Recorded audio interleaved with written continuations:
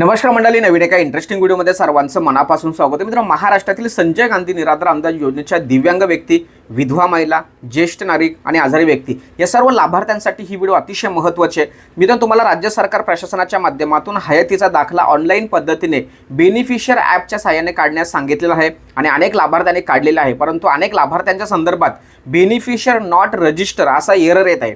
म्हणजे तुम्ही या योजनेसाठी पात्र नाहीये किंवा तुम्ही लाभार्थी नाहीयेत अशा पद्धतीचा या ठिकाणी एरर येतोय. परंतु मुळात ते त्या योजनेचे लाभार्थी आहेत, ते या योजनेचा हप्ते वगैरे नियमित स्वरूपामध्ये घेत आहेत. परंतु अशा लाभार्थ्यांच्या संदर्भात सुद्धा बेनिफिशियर नॉट रजिस्टर असा एरर येतोय. तर अशा लाभार्थ्यांनी काय करायचं आहे, जर समजा तुमचा हयातीचा दाखला ऑनलाईन पद्धतीने जर निघाला नाही तर तुम्हाला योजनेपासून वंचित किंवा योजनेपासून बाद केलं जाणार का, पुढील हप्ते तुम्हाला मिळणार नाही का, याविषयी संपूर्ण माहिती तुम्हाला या ठिकाणी सांगणार आहे. परंतु मित्रांनो, व्हिडिओला सुरुवात करण्यापूर्वी चॅनलवरती जर पहिल्यांदा आला असाल तर चॅनलला नक्की सबस्क्राईब करा, कारण लवकरच आपण 1.5 लाखाचा टप्पा पार पाडतोय आणि हे सगळं तुमच्या सहकार्याने शक्य आहे, नाहीतर मी काहीच नाहीये. आजचा विषय असा आहे की बेनिफिशियर नॉट रजिस्टर यावरती काय नेमकं पुढे प्रोसेस असणार आहे, लक्षात ठेवा.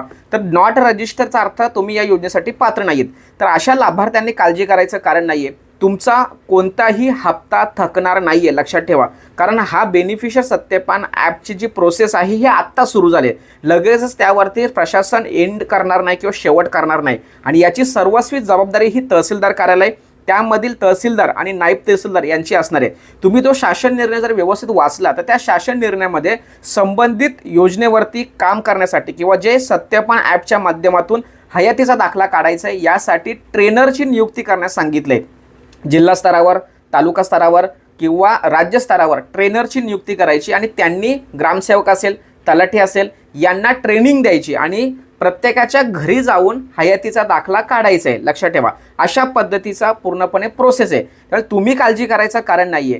पण तुमच्या मनामध्ये प्रश्न असेल, सर ठीक आहे, ते येतील तेव्हा सुद्धा नॉट रजिस्टर असाच एरर आहे, आम्ही करतोय तरी नॉट रजिस्टर असाच एरर आहे, यावरती उपाय सांगा, लक्षात ठेवा. यासाठी राज्य स्तरावरती हेल्प डेस्क नावाचा एक नवीन डॅशबोर्ड तयार होत आहे, अजून झालेलं नाहीये.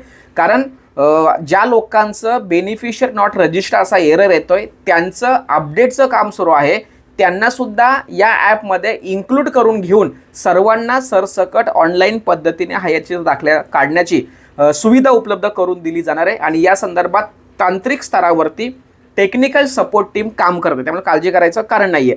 पण जर समजा तुमचं जर नॉट रजिस्टर असा एरर येत असेल तर तुम्ही काय करायचं आहे, साधा एक अर्ज लिहायचा आहे की बाबा मी हयातीचा दाखला ऑनलाईन पद्धतीने काढत आहे, तर मला अशा पद्धतीने एरर येत आहे आणि तो कागद आणि तो स्क्रीनशॉट तुम्ही तुमच्या तहसीलदार कार्यालयामध्ये जमा करायचा आहे. त्या ठिकाणी तुम्ही जर दिव्यांग पेन्शन योजना लाभार्थी असेल तर तुमचं UDID कार्ड जोडा, विधवा पेन्शन असेल तर तुम्ही तुमच्याकडे संबंधित कागदपत्र असतील ते, ज्येष्ठ नागरिक असतील ते, ह्या सगळ्या तुमच्या योजने रिलेटेड कागदपत्र जोडून ते जमा करायचं, म्हणजे तुम्ही तुमच्या बाजूने सेफ.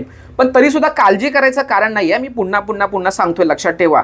तुम्हाला हयातीचा दाखला काढणं जेवढं गरजेचं आहे तेवढं काढून घेणं हे तहसीलदार यांची जबाबदारी आहे, लक्षात ठेवा. आणि या संदर्भात प्रत्येक महिन्याला, आठवड्याला आढावा बैठक जिल्हाधिकारी कार्यालयाच्या माध्यमातून घेतलं जातं, लक्षात ठेवा. आणि हा जो विषय आहे हा विषय तांत्रिक सपोर्ट टीमकडे गेलेला आहे. आम्ही सुद्धा शांत बसणारी माणसं नाही आहेत. तुम्हाला तुमचं आमच्या व्हॉट्सअप ग्रुपवरती तुमचा एखादा मेसेज जरी आला किंवा स्क्रीनशॉट जरी आला का बाबा अशा पद्धतीने एरर येत आहे, तर आम्ही लगेचच त्यावरती पाठपुरावा करून संबंधित अधिकाऱ्यांना कळवतो. त्यामुळे काळजी करायचं कारण नाहीये. तुम्ही व्यवस्थित या योजनेचा लाभ घेत राहावं अशी माझी आणि आमच्या टीमची इच्छा आहे. त्यासाठी आम्ही काम करतोय. म्हणजेच मित्रांनो, ज्यांचं बेनिफिशियर नॉट रजिस्टर असा एरर येतोय त्यांनी काळजी करायचं कारण नाहीये, भयभीत व्हायचं कारण नाहीये. फक्त तुम्हाला एक विनंती मात्र मी करतो की तुमच्या बाबतीत जर असं झालंय तर तुम्ही फक्त एक अर्ज द्या, म्हणजे तुम्ही निवांत राहू शकता, लक्षात ठेवा. बेनिफिशियर सत्यापन ॲपवरती हयातीचा दाखला लगेचच निघाला नाही तर तुमचे हप्ते बंद होणार नाही, लक्षात ठेवा. कारण हा जो सिस्टम आहे हा नव्याने सुरू केला आहे. याला लगेचच एंड किंवा निर्णय घेतला जाणार नाही किंवा हयाती दाखला नाही बंद करा असं नाहीये. कारण हे काढण्याची जबाबदारी संबंधित अधिकाऱ्यांची आहे, आपली नाहीये. यासाठी शिबिरं किंवा मेळावे किंवा उपक्रम, कार्यक्रम राबवण्याची जबाबदारी संबंधित विभागाची आहे, संबंधित तहसीलदार कार्यालयाची आहे, लक्षात ठेवा. त्यांना पूर्णपणे ट्रेनिंग दिलेली आहे, ट्रेनर अपॉइंटमेंट केलेले आहेत, ते तुमच्या घरी येऊन करतील. अशा अनेक अनेक बारीक बारीक गोष्टी आहेत. तुम्ही तर तो शासन निर्णय व्यवस्थित वाचला तर तुम्हाला सगळ्या गोष्टी क्लिअर होईल. त्यामुळे घाबरायचं नाहीये, भयभीत व्हायचं नाही, यासाठी ही व्हिडिओ बनवले. फक्त जाता जाता एकच विनंती करेल की बाबा तुमच्या बाबतीत जर असं होत असेल तर एक अर्ज देऊन ठेवा.